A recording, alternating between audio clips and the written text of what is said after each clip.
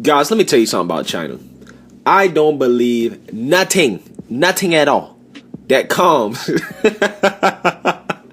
out of China. Okay?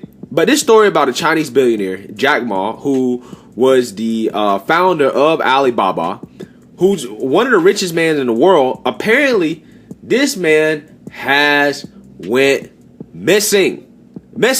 Okay? Billionaires don't just go missing. It's just like if Jeff Bezos went missing. Jeff Bezos ain't just going missing. So when I saw this story, I was like, I gotta get into it because this is not normal.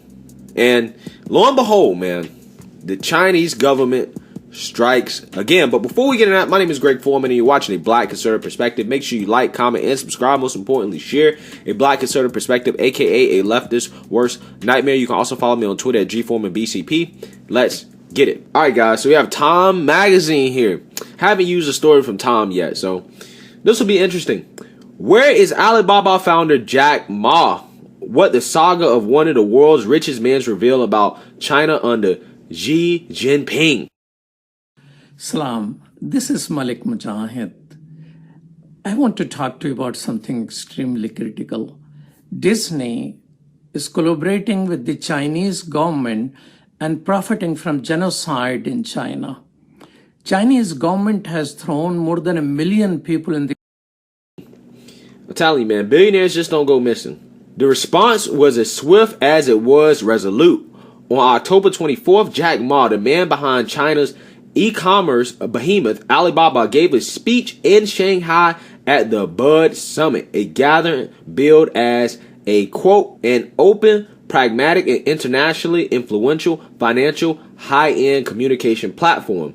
In such a setting, 56-year-old Ma probably felt entitled to share a few insights from a career that has seen him take Alibaba from a company of less than 20 people, started in his flat in the coastal city of Hangzhou in 1999, to a tech giant that poured in $71.985 billion in revenue in fiscal year ending March 31st, 2020.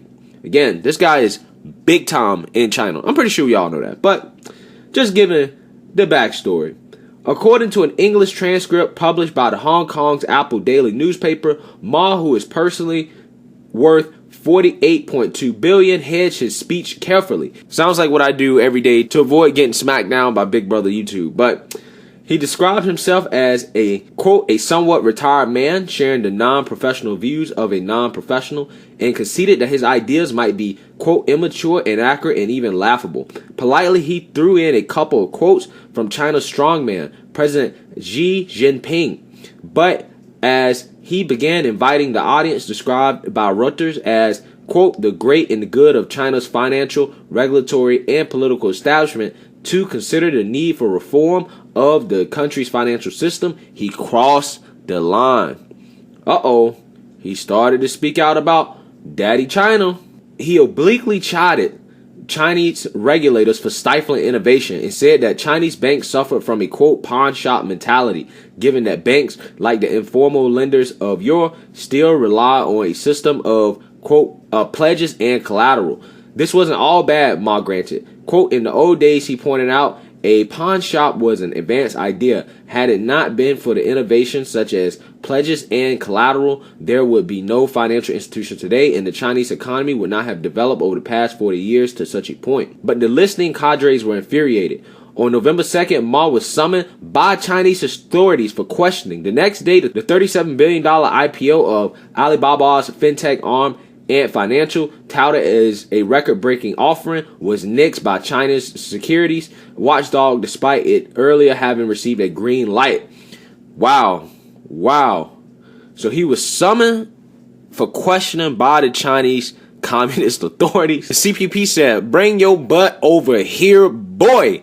We heard that you was talking mad trash about us, okay? China took a play from Beijing Biden and said, get your words straight, Jack.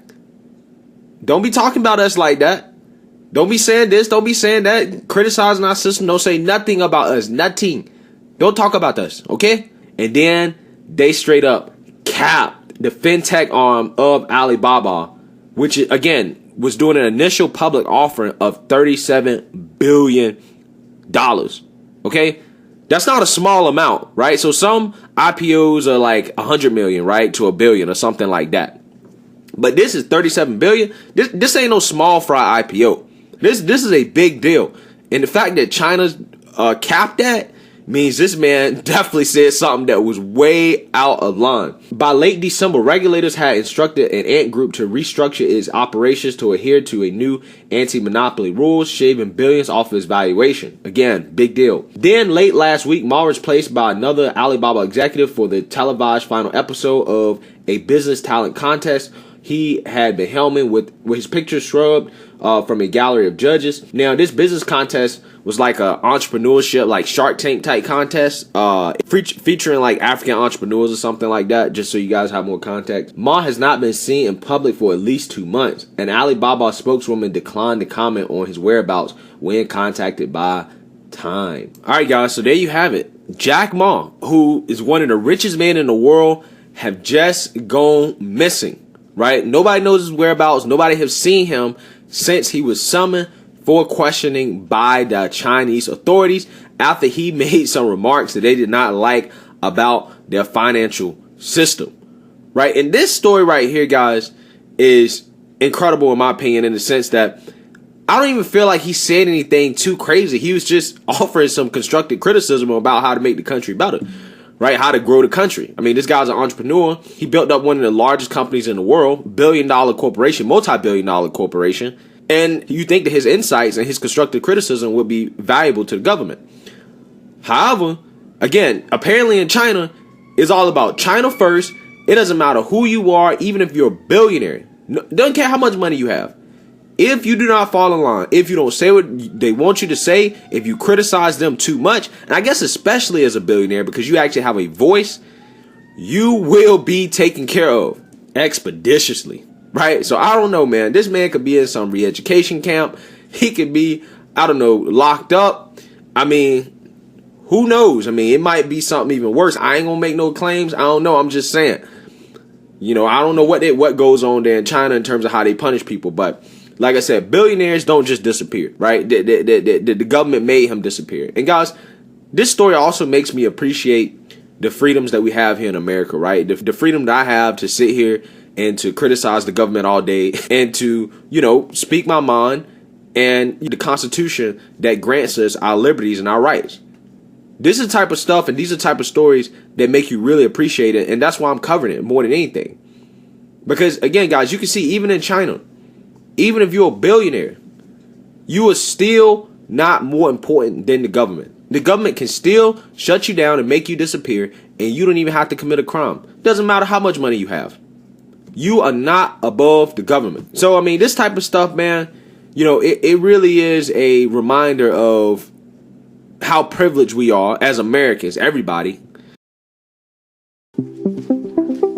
At Casper, everything we do is in service of helping people get a... Compared to a lot of people around the globe in terms of the rights and freedoms that we have. Now, this is why we're fighting so hard against Democrats, because they seem to want to be headed down the road of China, right? They seem to admire China. They want to emulate China. They celebrate China. Oh, my God. China shut down everything. Now they shut down. Now they're out celebrating, having fun, out in the streets, just falling for the Chinese propaganda. Falling for the Chinese propaganda. But the Chinese authorities forced their people into houses, right? Kept them locked up, didn't feed the people. And they forced these people to stay inside. So even if you believe the Chinese propaganda that, you know, people are out living their lives, you know, clubbing, celebrating New Year's, not socially distancing, even if you believe that, the cost that it took them to get there, I think it's too much to pay. I really do. Who would ever welcome that type of authoritarianism and government overreach into their lives? That would never happen here in America. And that's not something that I want, right? But again, what these leftists don't realize is that, you know, these countries that they want to be like China, they don't enjoy the liberties and the freedoms that we have here in America. So anyways, guys, Jack Ma, who's a billionaire, one of the richest men in the world, seemingly has disappeared off the face of the earth. So let me know what you guys think in terms of what happened to him. Let me know in the comment section. Make sure you like, comment, and subscribe. Most importantly, share a Black conservative perspective. Peace.